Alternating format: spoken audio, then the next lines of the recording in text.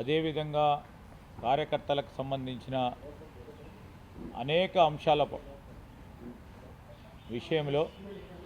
ముఖ్యమంత్రి గారు పెద్దలు జీవన్ రెడ్డి గారితో చర్చించడం జరిగింది.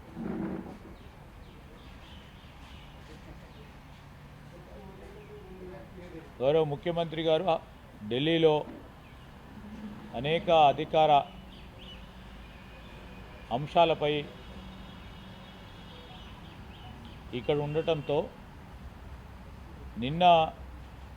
మేము మా సీనియర్ నాయకులు దీపాదాస్ మున్షి గారు అదేవిధంగా కేసీ వేణుగోపాల్ గారితో